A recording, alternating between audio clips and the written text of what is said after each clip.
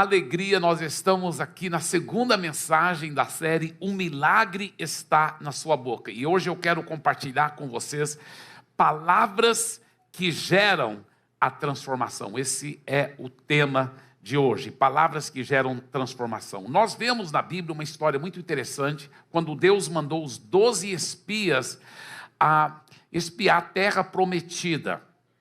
Por quê? Não porque se era para conquistar ou não, mas só para ver os pontos fortes, os pontos fracos, para eles poderem conquistar, porque Deus já havia deixado bem claro: eu já dou essa terra para vocês, eu vou capacitar vocês para conquistar essa terra. Mas quando esses 12 espias voltaram, 10 deles deram um relatório de incredulidade, mesmo que Deus havia dito: vocês dão conta e eu vou capacitar vocês para conquistar. Os 10 espias deram um relatório de incredulidade.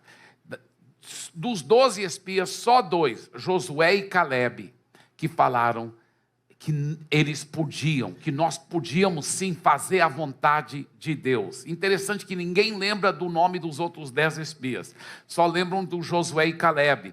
Então, os 10 espias versus Josué e Calebe. Vamos ver realmente como foi o relatório depois que voltaram, tá? O primeiro dos 10 espias, olha só, Números 13 e 31. Porém, os homens que tinham ido com ele disseram: não podemos atacar aquele povo, porque é mais forte do que nós. Tem cidades enormes, gigantes, e eles acabaram influenciando todo o povo de Israel com suas palavras de incredulidade, e todo o povo de Israel começou a dizer as mesmas palavras de incredulidade. Olha só, Números 14, 2. Todos os filhos de Israel murmuraram contra Moisés e contra Arão, e toda a congregação lhes disse: quem dera tivéssemos morrido na terra do Egito, ou mesmo neste deserto.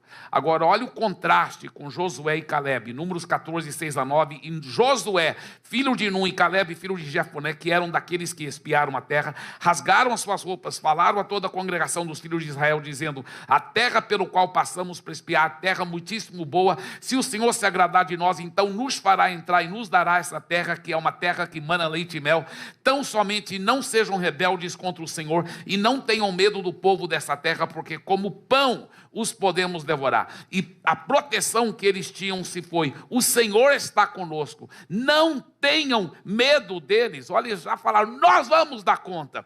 Olha só o que o Calebe disse em Números 13 e 30. Então Calebe fez calar o povo diante de Moisés e disse: vamos subir agora e tomar posse da terra, porque somos perfeitamente capazes de fazer isso. Mas infelizmente o povo seguiram a palavra de incredulidade dos 10 espias e não a palavra de fé de Josué e Calebe. Então olha o resultado, olha o que o próprio Deus disse: dize-lhes, por minha vida, diz o Senhor, que como falastes aos meus ouvidos, assim farei a vós outros. Nesse deserto, vocês 10 espias e os outros, e o povo de Israel falaram que era melhor cair no deserto. Isso que vocês falaram com sua boca, então nesse deserto cairá o vosso cadáver, como também todos que se foram contados, segundo o censo de 20 anos para cima, os que dentre vós contra mim murmurastes. E agora, Josué e Calebe falaram que eles vão dar conta, então eles vão dar conta. Não entrareis na terra a respeito da qual que jurei que vos farei habitar nela, salvo Calebe, filho de Jefoné, e Josué, filho de Nun. Eu quero enfatizar esse primeiro versículo: dize-lhes, por minha vida, diz o Senhor, que como falastes aos meus ouvidos, assim farei a vós outros. Olha só, o próprio Deus está falando: do jeito que você confessou, é o que você vai possuir. O negativo contra a minha palavra e o positivo a favor da minha palavra. Confessar é possuir. O positivo, de acordo com a minha palavra, se você confessar, você vai possuir. O negativo contra a minha palavra, você também vai possuir. Isso é muito forte. Provérbios 18, 21 diz: a morte e a vida estão no poder da língua. Quem bem a utiliza, come do seu fruto. Eu lhe pergunto: você sabe utilizar esse poder da vida e da morte que está na sua língua? Em primeiro lugar, as suas palavras podem se tornar um canal do poder de Deus. Agora, alguns têm entendido isso e levado para um extremo antibíblico, contrário, falar, olha, qualquer coisa que você falar, você consegue. Se você falar, você consegue. Isso não é verdade. Por exemplo, se você falar hoje mesmo eu vou para a lua e volto 3 vezes. Você não vai para a lua hoje 3 vezes e vai voltar. Por quê? Porque não tem nenhuma base na palavra de Deus que te promete poder ir para a lua hoje, entendeu? Você tem que ter base na palavra de Deus.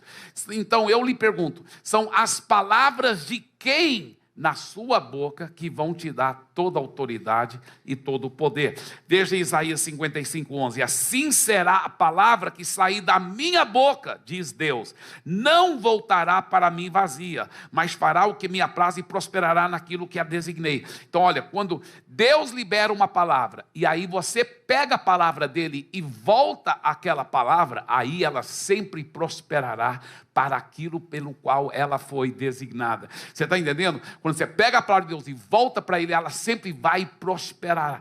Então isso é o segredo, são as palavras de Deus na nossa boca. E eu vou dizer alguma coisa muito forte agora aqui. As palavras de Deus na sua boca têm o mesmo poder e autoridade do que as palavras de Deus na boca dele, porque ainda são as próprias palavras de Deus. E elas vão criar vitória, poder no meio do caos e trazer transformação. É quando nós colocamos... Bem, primeiro deixa eu só ver esse versículo aqui com vocês, que é muito forte, porque eu fiz uma tradução literal do grego. Olha só, porque em verdade vos afirmo que se alguém disser a este monte, erga-te e lança-te no mar, e não duvidar no seu coração.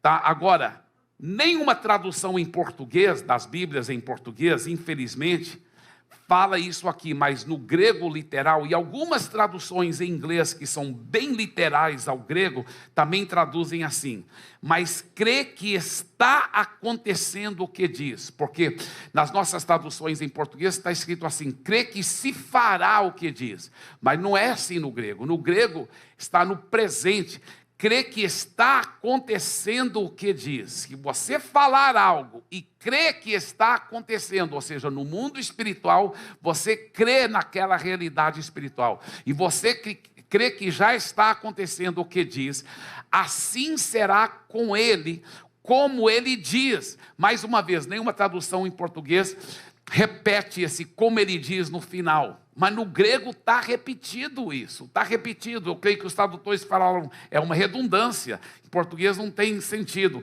Mas foi uma redundância proposital, porque Deus está enfatizando o poder daquilo que nós dizemos. Ele está falando, pega minhas palavras, fale essas palavras, fale essas realidades espirituais, creia nessas realidades espirituais, e se você crê que já está se tornando uma realidade, vai acontecer o que você está dizendo. É quando nós colocamos as palavras de Deus na nossa boca em fé, é isso que faz toda a diferença. Eu lembro que eu tinha sempre estudado em escolas pequenas aqui no Brasil, e com 17 anos de idade eu fui fazer faculdade teológica, e eu entrei em uma depressão muito grande. Eu estava sofrendo muita tristeza, muita depressão, uma cultura diferente, uma escola tão grande, tanta gente, eu não entendia a cultura dos americanos. Eu falava bem inglês, claro, porque só falei inglês, só estudei em escolas americanas aqui no Brasil, mas a cultura lá era diferente, e eu não estava entendendo porque eles estavam me tratando de certas formas, e eu não entendendo as coisas, e eu estava sofrendo demais. Eu lembro que uma vez eu até fui, não tinha celular na época, mas eu fui lá para o telefone que ficava no final do corredor lá, e eu até tirei ele do gancho, que eu ia ligar para minha irmã, pastora Rebeca, que não era pastora ainda também, mas a Rebeca e o Paulo Jeff, que moravam nos Estados Unidos, em outro estado, eu ia ligar para eles, vem me pegar aqui que eu estou desistindo. E eu tirei o telefone do gancho, e o Espírito Santo falou, não faça isso, persevere. Não foi fácil, só Deus que sabe tudo que eu sofri. E eu pensei, bem, eu estava começando a aprender os princípios de fé, eu falei, eu preciso encontrar na Bíblia versículos que prometem alegria. E eu fiz na contracapa da minha Bíblia na época, eu coloquei eu achei 33 textos na Bíblia que prometiam alegria, promessas. Esse é um dos segredos da vida cristã, é você encontrar as promessas na Bíblia. A Bíblia fala, não vos torneis indolentes. Indolentes é uma palavra erudita que em português simplesmente quer dizer preguiçoso. Tem muita gente que trabalha no duro, não é preguiçoso na vida normal, mas na vida espiritual ele é muito preguiçoso, porque ele não encontra as promessas, ele não faz as listas dele, ele não fica declarando essas promessas. Ele fala, não vos torneis preguiçosos, mas imitadores daqueles que pela fé e a perseverança vão herdar as promessas, vão tomar posse das promessas. É importante você achar as promessas. Eu não era pastor nada, eu era um aluno de faculdade, mas eu encontrei as promessas que prometiam alegria. 33 dessas promessas.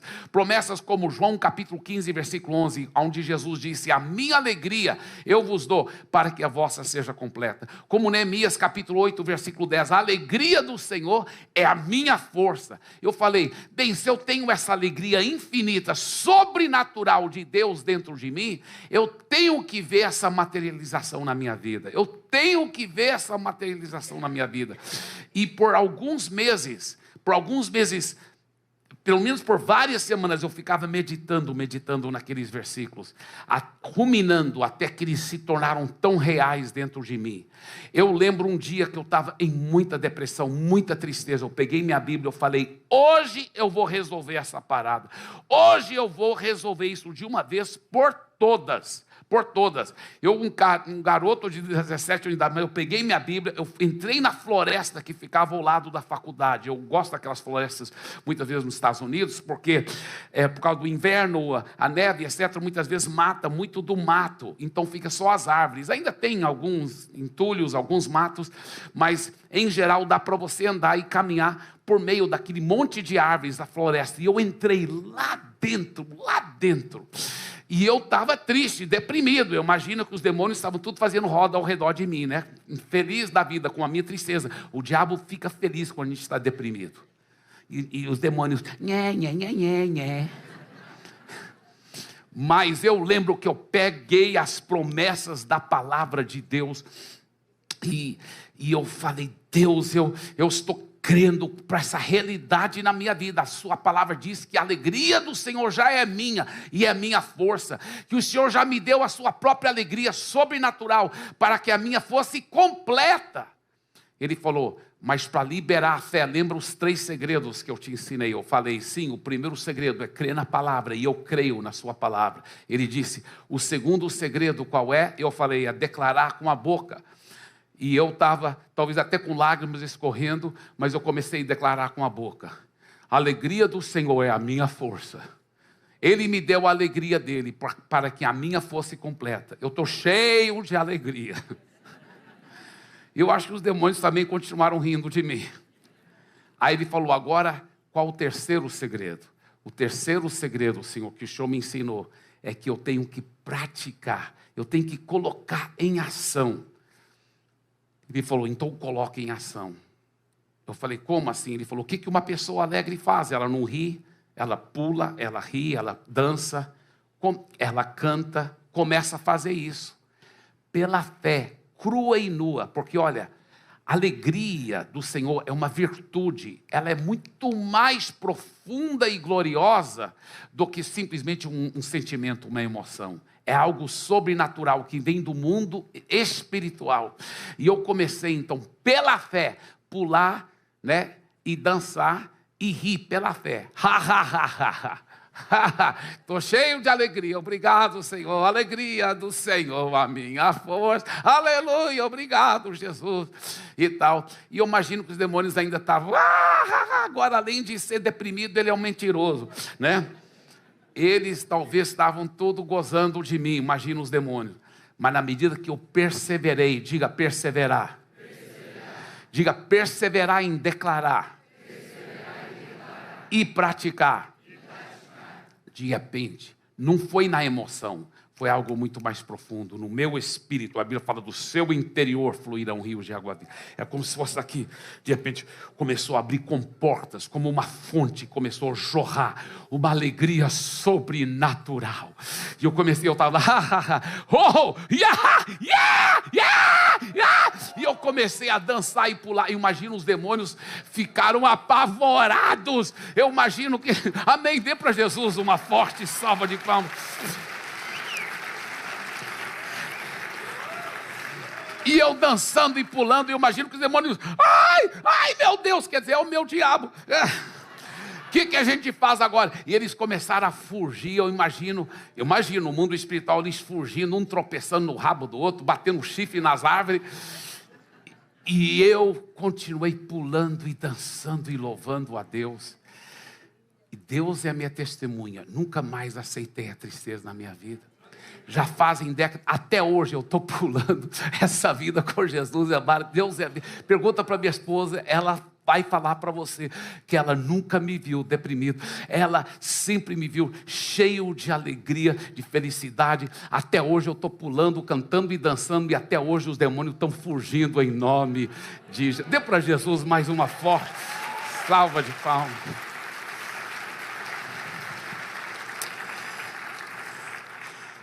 Poder das suas palavras, das palavras de Deus na sua boca, vão fazer toda a diferença, e em todas as áreas da nossa vida. Eu estava pastoreando em Fortaleza, e Deus prosperando, e a igreja crescendo tanto, e nós precisávamos de um local maior, e nós oramos, nós conversamos, pedimos conselho de pessoas. Eu pensei que eu estava fazendo tudo certo, e nós adquirimos um local enorme lá, mais do que 21 mil metros quadrados, um terreno maravilhoso para construir um novo templo, e estávamos muito animados, e de repente o Brasil entrou naquela crise bem horrível financeira, onde foi, e o Nordeste normalmente é o primeiro lugar que sofre.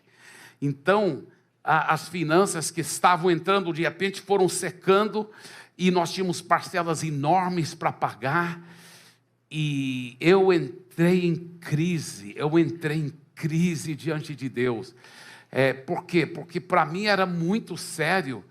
Se a gente falhasse, atrasasse até com um pagamento, eu não aceitava isso. Sempre tínhamos que pagar tudo certo, e Deus foi fazendo milagres e milagres, mas eu sabia que pelo natural não tinha jeito da gente continuar fazendo aquelas parcelas, o dinheiro estava acabando, e eu falei, Deus, eu lembro que até sangrei de tanto tenso que eu fiquei com aquela situação de pagar o terreno.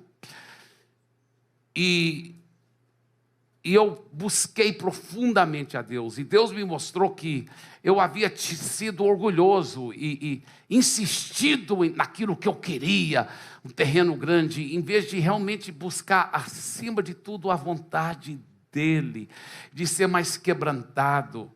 Eu arrependi do meu orgulho. Eu falei, Deus, eu errei, eu pequei. Eu acho que eu errei mesmo. Não tenho certeza. O que o Senhor quer que eu faça? Te devolve o terreno, e eu estou pronto para fazer o que o Senhor quiser agora, porque eu só quero obedecer ao Senhor. Eu peço perdão para o Senhor, meu orgulho, minha empolgação, me perdoe. E Deus falou para mim, você está perdoado, meu filho. E Ele falou, não, eu quero que você fique com o terreno. Eu vou dar uma doação de 1 milhão para vocês, que vai ajudar. Não ia resolver tudo, mas ia ajudar muito.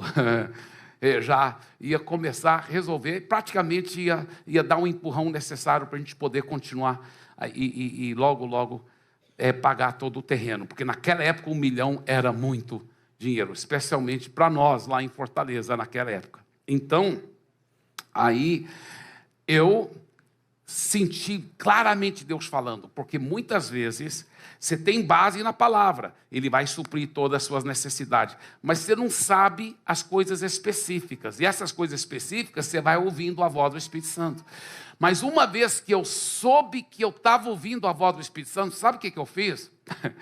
Eu cheguei para a nossa equipe pastoral, não cheguei na frente da igreja toda não, porque minha fé ainda está crescendo. Mas eu cheguei para a nossa equipe pastoral e falei assim, pode escrever aí, alguém vai nos dar 1 milhão. Só que eu pensei que era R$1 milhão. Eu falei, R$1 milhão. Deus me falou, alguém vai nos dar R$1 milhão. Eu pensei que era R$1 milhão. Deus falou que vai te dar 1 milhão. Falei, então R$1 milhão, né? Alguém vai nos dar. Pode escrever aí, equipe pastoral. E eles olharam para mim. E eu falei, aleluia. Eu estou tranquilo sobre o terreno, já está vendo tudo pago, aleluia. Glória a Deus. E eu agora fiquei feliz, alegre. No banco ainda estava acabando as finanças. No natural, parecia que não ia dar certo. De repente, a história é bem comprida, mas um grande empresário cristão, muito dedicado a Jesus, lá dos Estados Unidos, falando com o nosso líder, pastor Paulo Jeff, falou assim, olha, se vocês fossem receber uma doação de $1 milhão, o que você faria, pastor Paulo Jeff? Pastor Paulo Jeff falou, eu ia ajudar lá a igreja de Fortaleza para pagar o terreno deles. E o empresário falou, tudo bem, então eu estou dando para vocês $1 milhão. Não era R$1 milhão.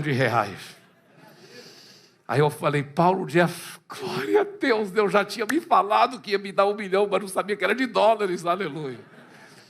Aí nessa altura do campeonato, eu estava uma hora aqui em São Paulo, uns irmãos falaram, vamos lá para a padaria, vamos lá tomar um café na padaria. Nós descemos do carro, e aí um homem estava lá vendendo aquelas negócios de loteria, ele falou assim, quer $1 milhão? Eu falei, obrigado, já tenho $1 milhão. E eu falei, Deus, o Senhor é tão bom. Só que aí aconteceu o seguinte, era bem naquela época do Lava Jato, então os bancos estavam muito desconfiados, era uma doação vindo dos Estados Unidos, mas eles não queriam transferir, não queriam, demorou para transferir esse dinheiro, demorou uns 5 meses, finalmente o Banco do Brasil viu que estava tudo certinho, tudo correto, tudo prestado conta, aí falaram, então não é coisa do Lava Jato, é coisa certa. E eles transferiram o dinheiro. Mas deixa eu te falar o que aconteceu. Naquela demora de 5 meses, aconteceu assim com $1, fez assim, vum!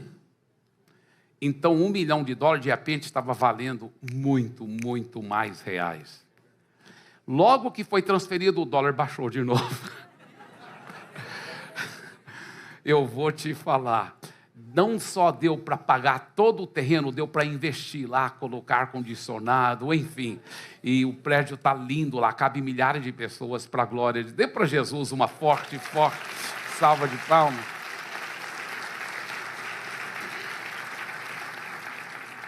Agora, assim como quando você coloca as promessas de Deus na sua boca com fé, Deus faz os milagres, assim também o maligno sabe que confessar é possuir, que quando você vai contra as promessas de Deus e coloca as palavras do maligno, também ele quer destruir muitas vidas assim. Por isso, infelizmente, as suas palavras podem se tornar um instrumento de Satanás, se você não tiver cuidado. A Bíblia fala em Efésios capítulo 4, versículo 27, e não deem lugar ao diabo. Muitas pessoas têm dado lugar para o diabo, têm abrido grandes brechas, até rombos para o diabo, falando muita besteira, falando coisas que não devem. Tiago 3, 5-6, ele diz, assim também a língua, pequeno órgão, se gaba de grandes coisas. Veja como a fagulha incendeia uma grande floresta. Ora, a língua é um fogo, é um mundo de maldade. A língua está situada entre os membros do nosso corpo e contamina o corpo inteiro. E não só põe em chamas toda a carreira da existência humana, como também ela mesma é posta em chamas pelo inferno. Então olha como o diabo faz, o inferno pega o fogo do próprio diabo do inferno, coloca na língua de alguém, para destruir a vida dele e toda a carreira da existência humana, para destruir o seu destino, o seu futuro. O maligno é sujo, ele quer usar suas palavras para destruir você, para destruir sua família. Por isso que é importante vigiar as nossas palavras. A realidade é essa: se você hoje está derrotado em qualquer área, você foi derrotado pelos seus lábios. Você talvez sem perceber ficou declarando palavras de derrota e acabou colhendo a semeadura das suas próprias palavras. O maligno treinou as pessoas do mundo para falar, para cantar um monte de besteira, de morte, de destruição. Interessante que até em músicas cristãs a gente tem que vigiar. A gente tem que vigiar. Eu lembro quando eu era pequeno, a gente cantava uma música, eu lembro um pouco da melodia, mas só lembro uma frase da música que a gente cantava. Era um hino, eu acho que de um dos hinários cristãos que a gente usava. E a música falava assim: eu sou fraco e sem vigor. Na, na, na, na, na, na, na, na, na. E continuava a música. Mas eu lembro dessa frase. E o diabo treinou os cristãos para ficar falando. E até parece ser uma coisa humilde, né? Sou fraco, Senhor. Eu sou fraco e sem vigor. Parece uma coisa humilde. Mas olha o que a Bíblia diz, num texto profético do Velho Testamento. Joel capítulo 3:10, era um texto profético acerca da igreja de Jesus. O profeta Joel disse: digo fraco, eu sou forte. E lá em Efésios ele diz: seja fortes no Senhor e na força do seu poder. Agora, Deus iria mandar a gente mentir? Olha, eu sei que você é fraco, mas faz de conta que você é forte. Começa a dizer que você é forte. Não, Deus não nos ia mandar mentir. O que Deus está dizendo? Na sua própria força, você é fraco. De si mesmo, você é fraco. Mas se você não está na sua própria força mais, agora mora alguém que é eternamente, infinitamente forte, ele está dentro de você. Maior é aquele que está em nós do que aquele que está no mundo. E ele está dizendo: então toma posse dessa realidade espiritual. Tome posse dessa realidade. Para de acreditar na mentira do diabo que você é fraco e começa a declarar a realidade espiritual. Começa a dizer: eu sou forte. Deus não nos mandaria mentir. Ele está mandando a gente falar a verdade, a realidade espiritual. Ele diz: diga, eu sou forte. Vamos dizer todos juntos? Eu sou forte. Diga, eu sou forte no Senhor e na força do seu poder.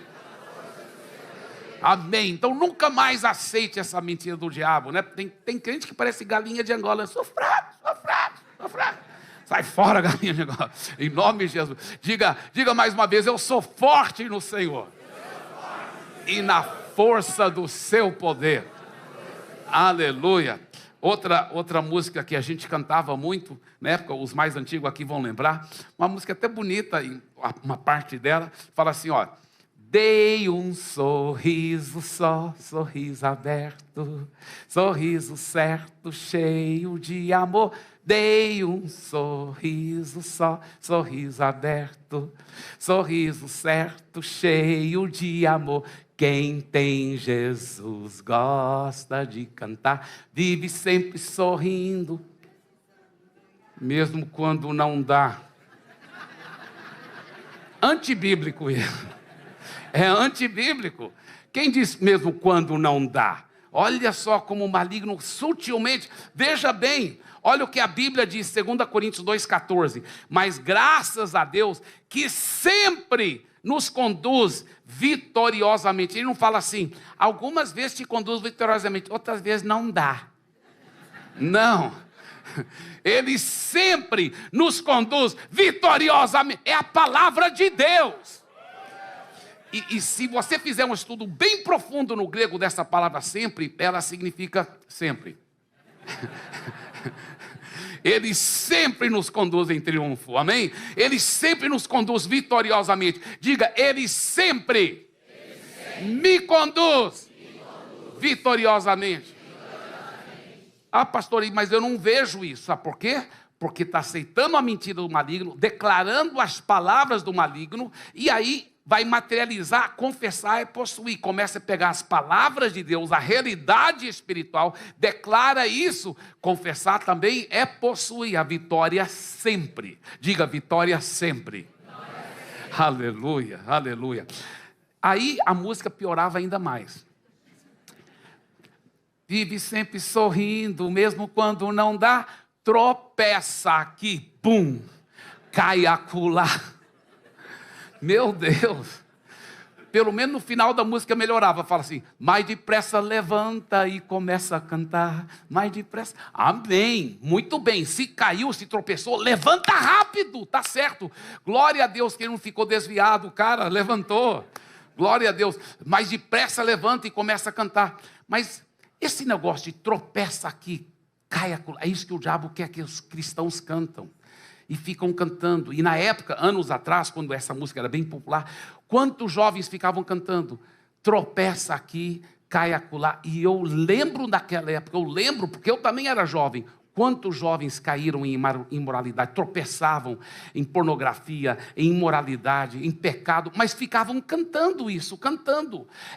Confessar é possuir. Agora, o que diz a palavra? O que diz a palavra? Olha como essa música era tão antibíblica. Tropeça aqui, cai acolá. Olha o que a Bíblia diz, Judas 1:24. Ora, aquele que é poderoso para vos guardar de tropeços e para vos apresentar com exultação imaculado diante da sua glória. Isso que a palavra diz. Olha 2 Pedro 1:10. Procedendo assim, jamais tropeçareis em tempo algum. Aleluia. Mas os jovens gostavam muito da música. Eu fiquei com pena. Pensei, eu vou mudar a letra. E mudei a letra da música. Quem tem Jesus gosta de cantar, vive sempre sorrindo, porque sabe ganhar. Não vai cair, glória, nem tropeçar, porque tem a vitória e só sabe ganhar. Yes, amém, aleluia. Agora veja, suas palavras podem ser usadas para sua própria transformação. Então você quer vencer um vício, você quer vencer um hábito mau, você quer vencer esse gênio ruim que te faz muitas vezes brigar em casa. Suas palavras, claro que tem muitos princípios da palavra de Deus, princípio de ser batizado com o Espírito Santo, tem muitos princípios, mas um dos princípios para a sua própria transformação é usar as suas palavras. Suas palavras podem ser usadas para a sua própria transformação. Eu amo esse versículo, Provérbios 18:20, do fruto da boca o coração se farta. Você quer que seu coração seja transformado? Fica falando, porque do fruto da boca o seu coração vai realmente sendo transformado. Do que produzem os lábios, ele se satisfaz. Agora, é comprovado, tá, que não só pela Bíblia, até pela neurociência, que seus pensamentos vão determinar como será a sua vida. O pastor Craig Groeschel disse algo muito forte. Ele disse, sua vida sempre irá na direção dos seus pensamentos mais fortes. Isso é comprovado.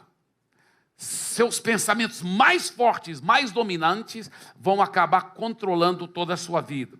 Se você não gosta de como está a sua vida, é hora de mudar a forma de pensar. É hora de mudar a forma de pensar. Aí que está o problema. Porque como mudar a forma de pensar? Como mudar? Porque muitas vezes a pessoa, ela já está tão habituada a pensar daquela forma.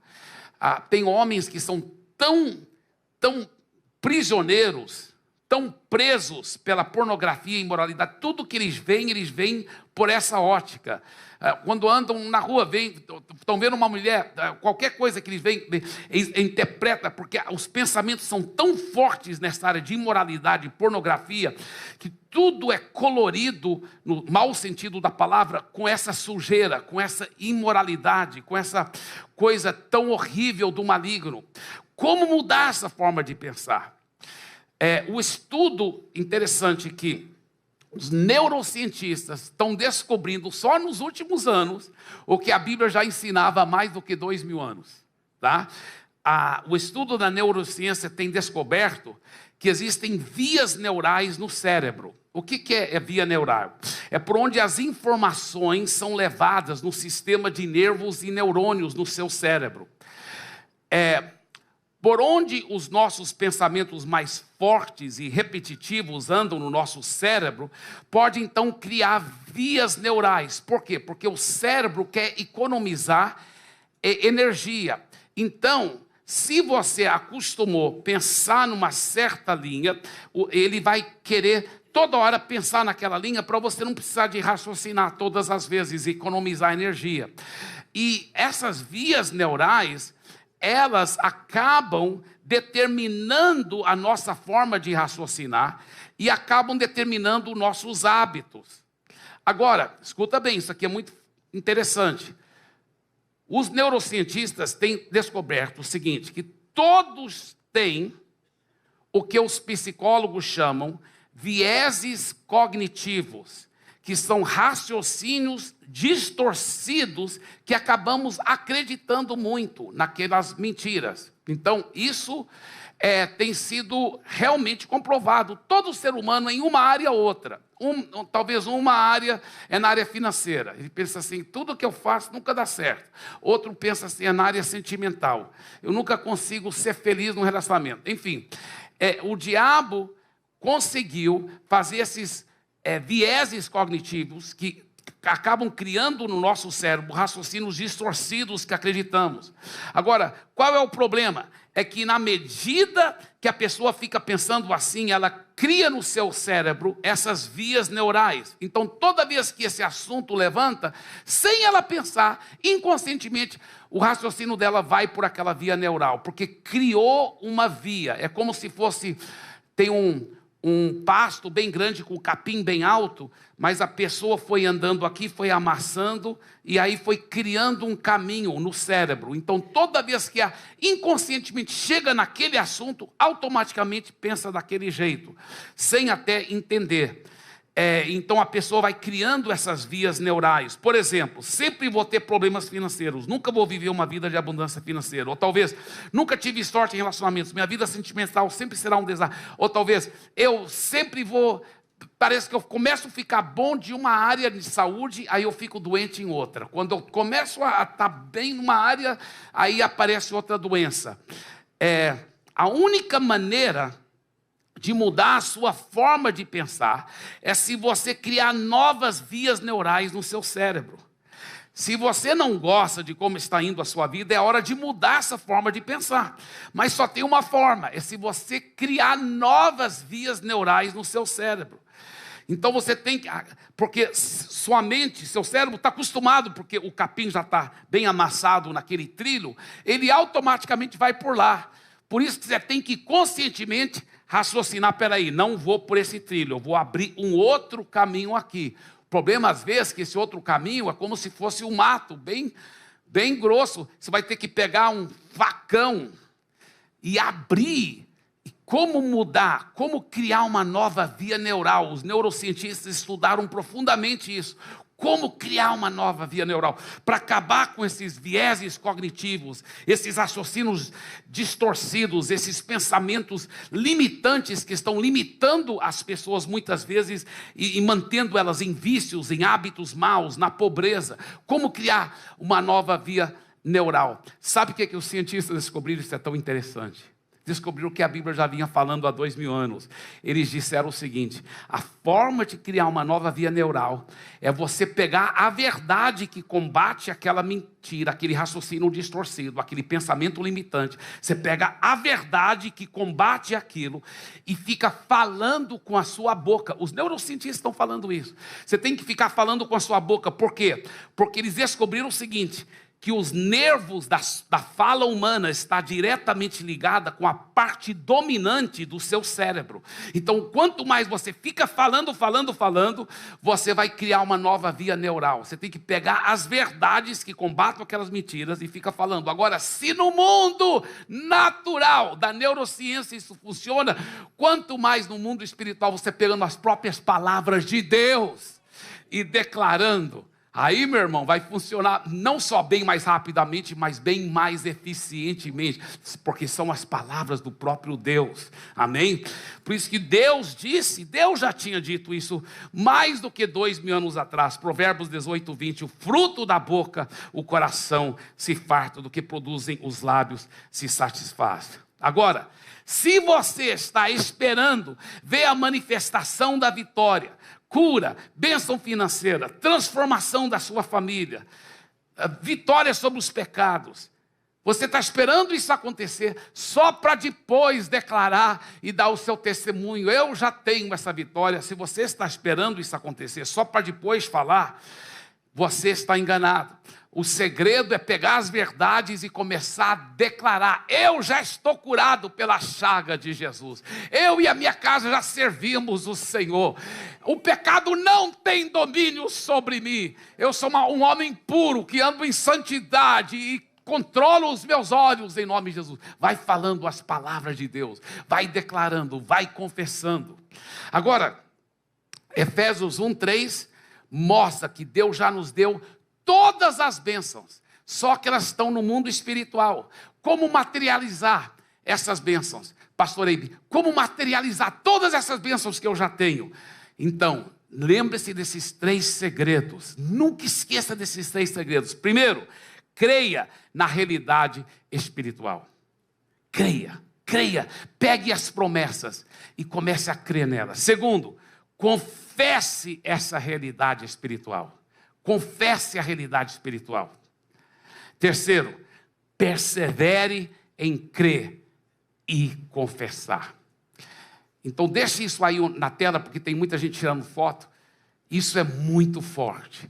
Nunca esqueça, esse é o segredo de materializar as verdades espirituais. Esse é o segredo para materializar.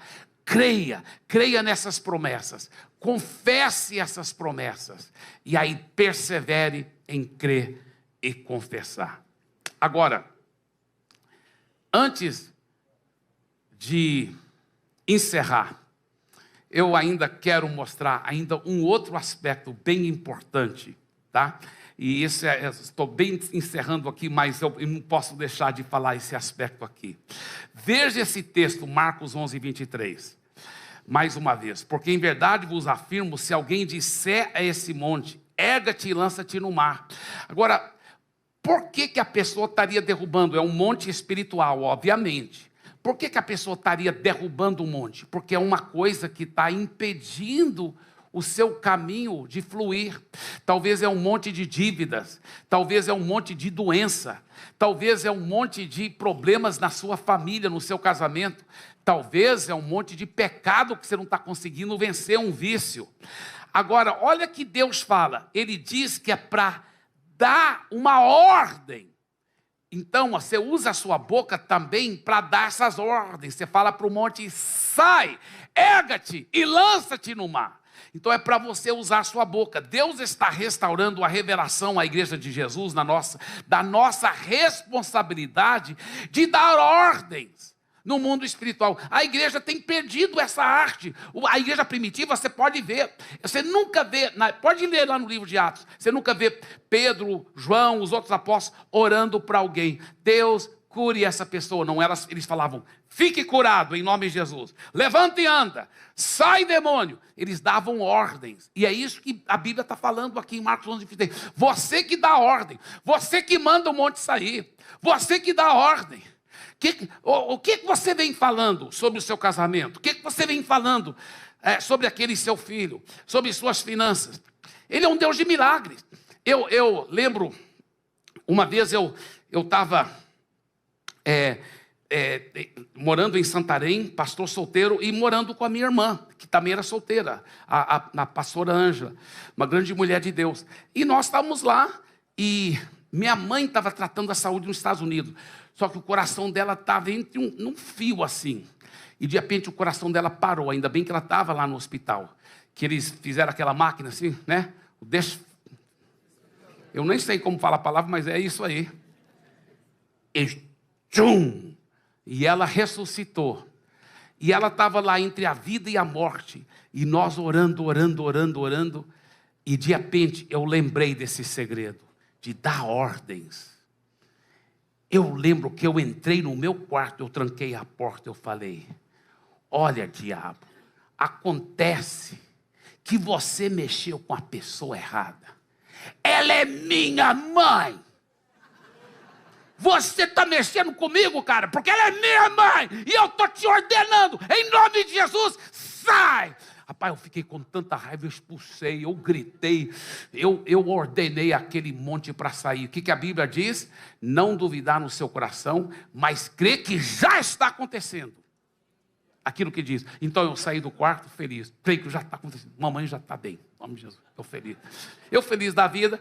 Aí eu lembro que a minha irmã já falou assim: poxa, Eibe, isso é muito errado da sua parte, mamãe está entre a vida e a morte, e você parece que está tudo feliz, parece que não está em nada. Eu falei: Ângela, é por causa disso que ela vai ficar bem, pode ter certeza. É porque eu estou tudo certo, porque eu sei que já aconteceu, o monte já saiu, ela já está curada, aleluia. E ela ainda viveu mais 20 anos com um coração maravilhoso, aleluia. Dê mais uma forte salva de palmas para Jesus.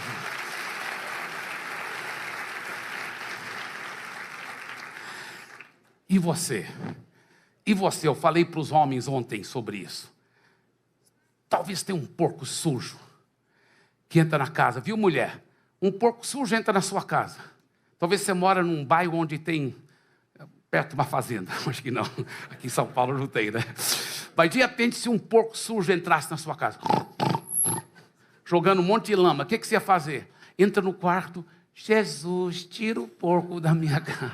Não. Você ia chamar seu marido, e ele, poderoso, como líder do lar, ia pegar uma vassoura, e ele ia dizer: sai, seu porco sujo! Tá. Assim também tem alguém muito pior do que um porco sujo, jogando lama de tristeza, de briga, de discussão, de dissensão, de pornografia, de imoralidade, de brigas na sua casa. E você pode entrar no seu quarto, como eu fiz, e tomar autoridade e dizer: acontece que essa é minha família, são meus filhos, e eu não aceito isso na minha casa, eu expulso agora, em nome de Jesus.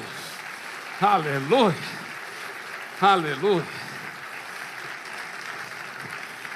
Fique em pé, por favor, e diga: eu vou exercer a minha autoridade. As palavras de Deus na minha boca têm a mesma autoridade do que as palavras de Deus na boca dele, porque elas são as próprias palavras de Deus. Amém, amém, amém, amém. Aleluia, aleluia.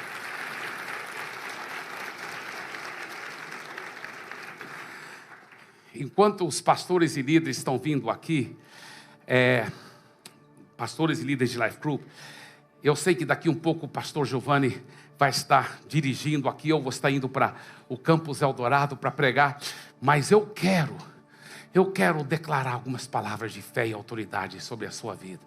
Eu declaro sobre a sua vida que você vai cada vez mais crescer em intimidade com Deus.